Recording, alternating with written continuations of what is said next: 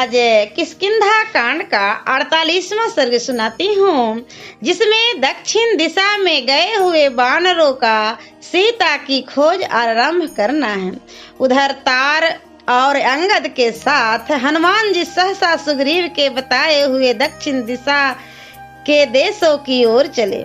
उन सभी श्रेष्ठ बांदरों के साथ बहुत दूर का रास्ता तय करके वे विंध्याचल पर चढ़ गए और वहां की गुफाओं, जंगलों, पर्वत शिखरों, नदियों, दुर्गम स्थानों, सरोवरों, बड़े बड़े वृक्षों, झाड़ियों और भांति भांति के पर्वतों एवं वन्य वृक्षों में सब और ढूंढते फिरे, परंतु वहां उन समस्त वीर वानरों ने मिथिलेश कुमारी जनक नंदनी सीता को कहीं न देखा। वे सभी धर्ष वीर नाना प्रकार के फल मूल का भोजन करते हुए सीता को खोजते और जहां तहां ठहर जाया करते थे। विंध्याचल पर्वत के आसपास का महान देश बहुत सी गुफाओं तथा घने जंगलों से भरा था। इससे वहां जानकी को ढूंढने में बड़ी कठिनाई होती थी। भयंकर दिखाई देने वाले वहां के सुनसान जंगलों में न तो पानी मिलता था और न कोई मनुष्य ही दिखाई देता था। वैसे जंगलों में भी खोज करते समय उन वानरों को अत्यंत कष्ट सहना पड़ा। वहां विशाल प्रदेश अनेक गुहाओं और सघन वनों से व्याप्त था, अतः वहां अन्वेषण का कार्य बहुत कठिन प्रतीत होता था। तदंतर वे समस्त वानर युद्धपति उस देश को छोड़कर दूसरे प्रदेश में घुसे, जहां जाना और भी कठिन था तो भी उन्हें कहीं किसी से भय नहीं होता था। वहां के वृक्ष कभी फल नहीं देते थे, उनमें फूल भी नहीं लगते थे और उनकी डालियों में पत्ते भी नहीं थे। वहां की नदियों में पानी का नाम नहीं था। कंदमूल आदि तो वहां सर्वथा दुर्लभ थे।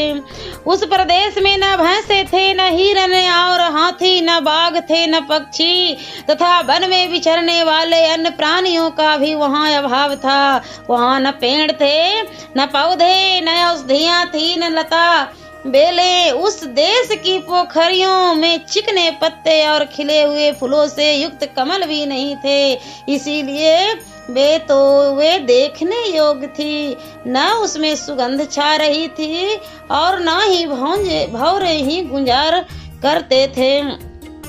पहले वहां कंडू नाम से प्रसिद्ध एक महाभाग सत्यवादी और तपस्या के धनी महर्षि रहते थे, जो बड़े अमरशील थे। अपने प्रति किए गए अपराध को सहन नहीं करते थे। शौच, संतोष आदि नियमों का पालन करने के कारण उन महर्षि को कोई तिरस्कृत या पराजित नहीं कर सकता था। उस वन में उनका एक पुत्र, जिनकी अवस्था 10 वर्ष की थी, किसी कारण से मर गया। इससे कुपित हो वे महामुनि उस वन के जीवन का अंत करने में उद्यत हो गए। उन धर्मात्मा महर्षियों ने उस समूचे विशाल वन को वहां श्राप दे दिया, जिससे वह आश्रयहीन, दुर्गम तथा पशु पक्षियों से शून्य हो गया। वहां सुग्रीव का प्रिय करने वाले उन महानस्वी वानरों ने उन वनों के सभी प्रदेशों, पर्वत की कंदराओं तथा नदियों के उद्गम स्थानों में एकाग्रचित्त होकर अनुसंधान किया, परंतु वहां भी उन्हें जनक नंदनी सीता अथवा उनका अपहरण करने वाले रावण के कुछ पता नहीं चला। तत्पश्चात लताओं और झाड़ियों से व्याप्त हुए दूसरे किसी भयंकर वन में प्रवेश करके उन हनुमान आदि वानरों ने भयानक कर्म करने वाले एक असुर को देखा, जिसे देवताओं से कोई भय नहीं था। उस घोर निशाचर को पहाड़ के समान सामने खड़ा देख सभी वानरों ने अपने ढीले ढाले वस्त्र को अच्छी तरह कस लिया और सब के सब उस पर्वताकार असुर से भिड़ने को तैयार हो गए। उधर वह बलवान असुर भी उन सब वानरों को देखकर बोला, अरे आज तुम सभी मारे गए। इतना कहकर वह अत्यंत कुपित हो बंधा हुआ मुक्का तान कर उनकी ओर दौड़ा।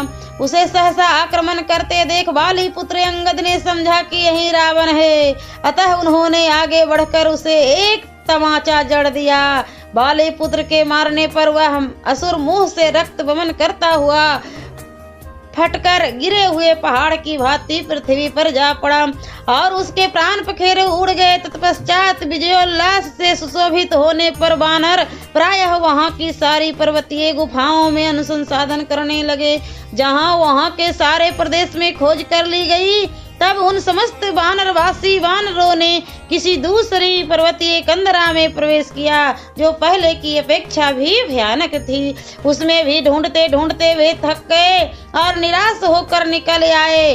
फिर वे सब के सब एकांत स्थान में एक वृक्ष के नीचे खिन्न चित्त होकर बैठ गए।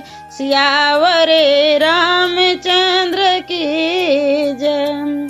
और मैं अगले वीडियो में किष्किंधा कांड का 49वां सर्ग सुनाऊंगी।